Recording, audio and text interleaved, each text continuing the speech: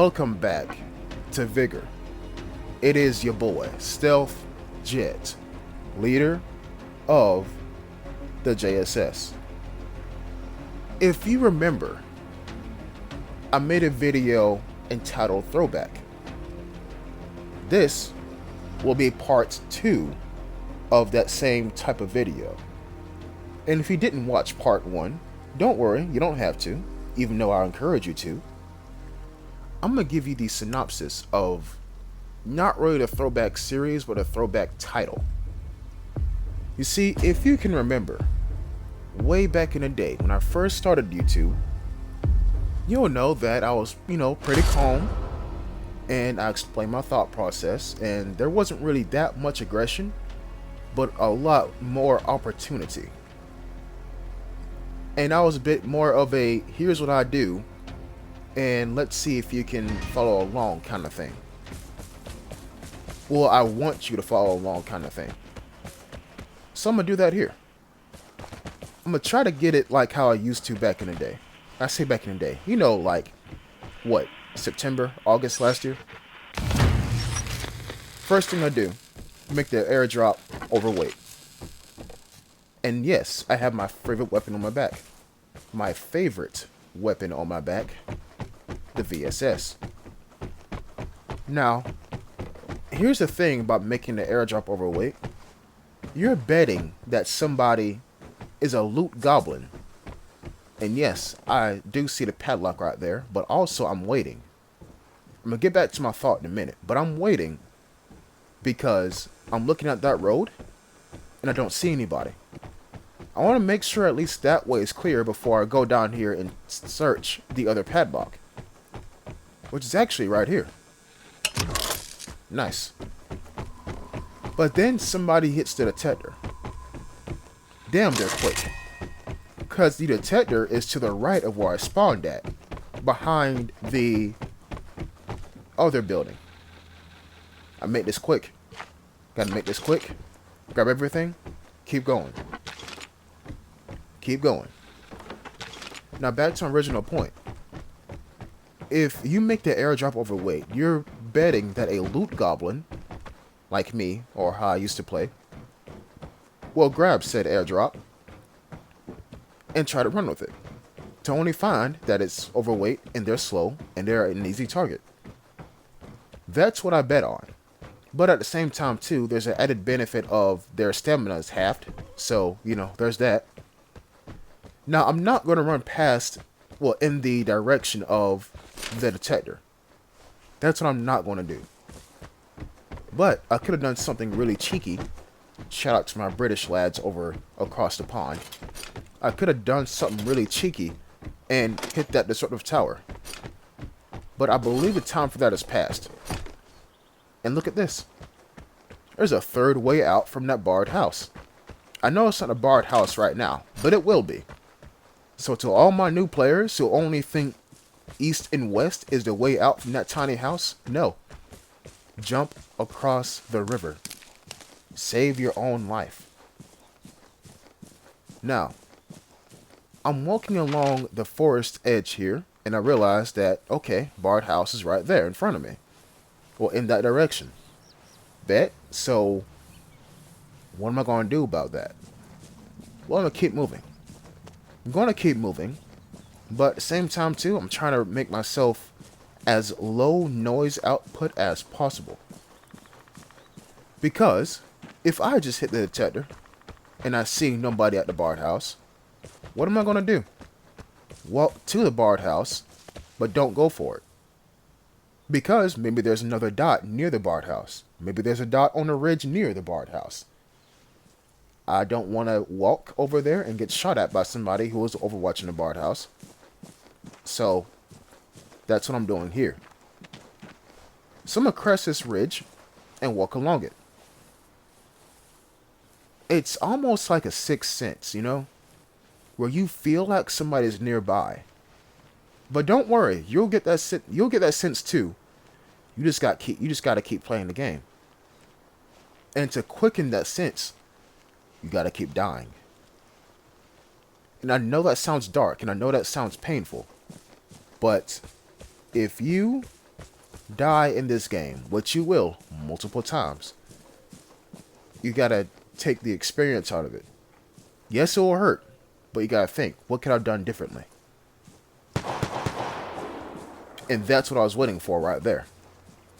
But just because you hear gunshots in one direction does not mean that somebody else is approaching you from another direction. Case in point. Do you hear that? No, not that. Just you hold on. Just you hold on. I'm watching the area. My ears are on 110. But then I hear something. And I'm trying to find cover.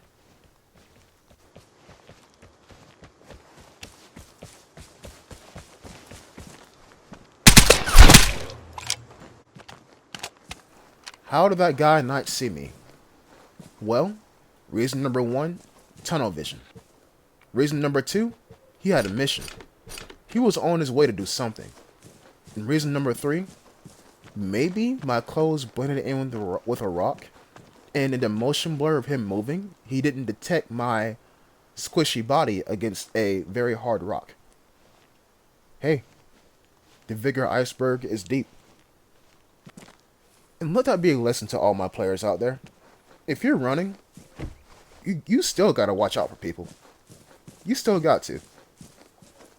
Now, person dealt with, what's next? The detector has not been used for a while. And I almost believe that somebody's going to hit it soon. And yes, I grabbed food. Let's go. So I'm not going to walk toward it, but I'm going to walk near it.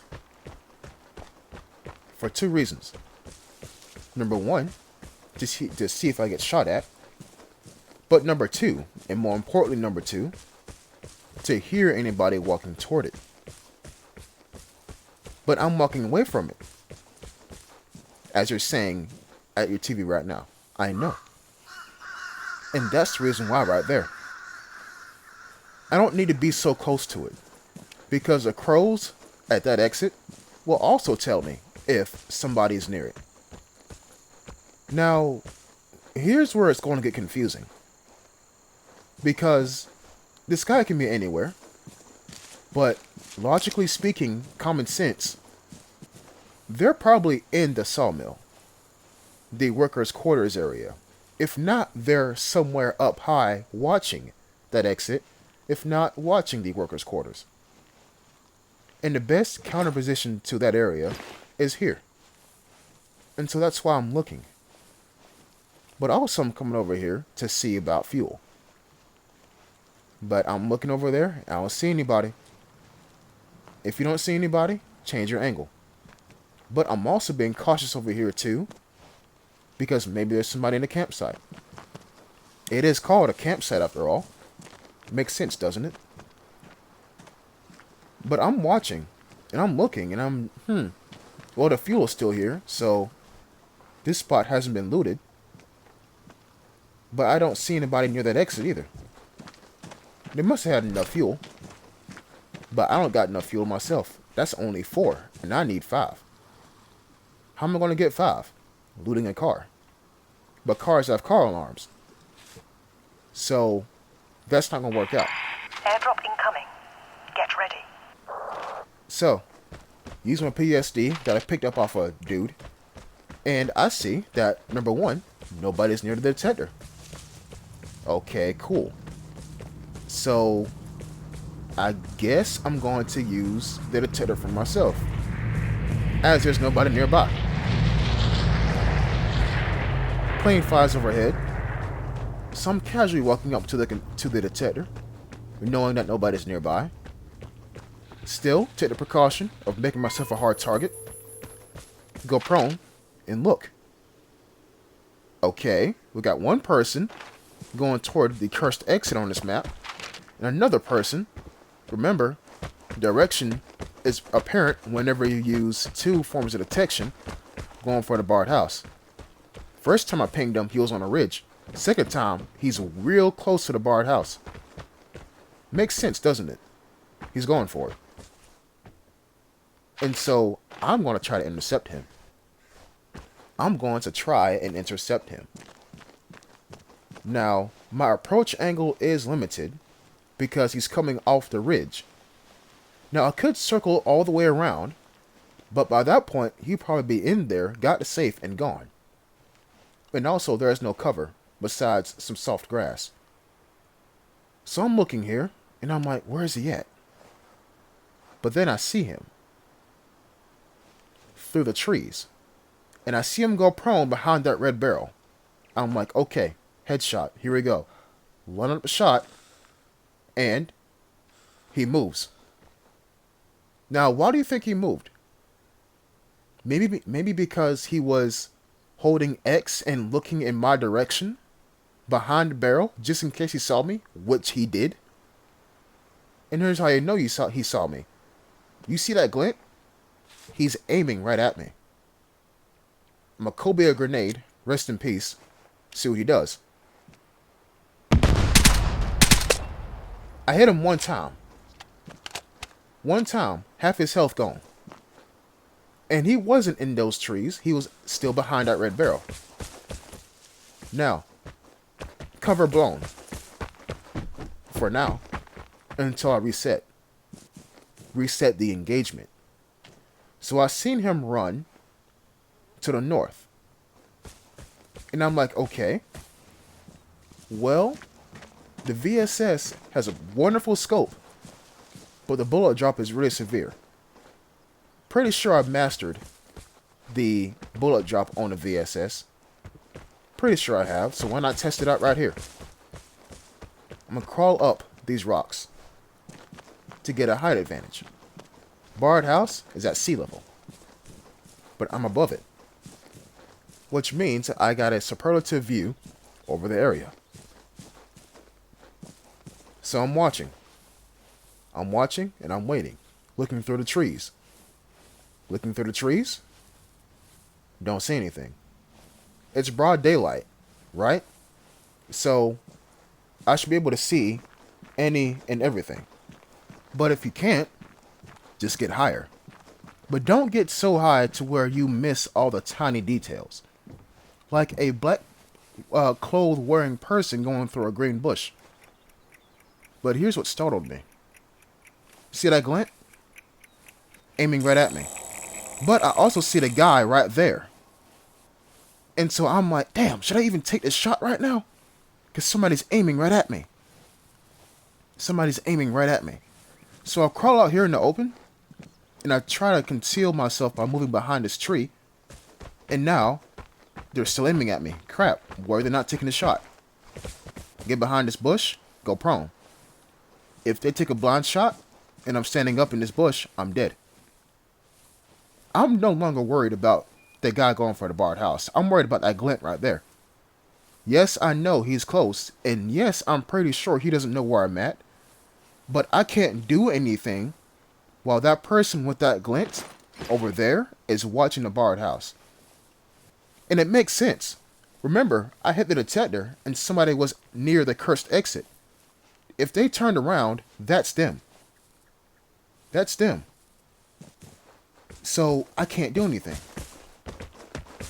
But as of, the game goes further along, that glint is still there. I'm like, bruh, this guy hasn't left yet.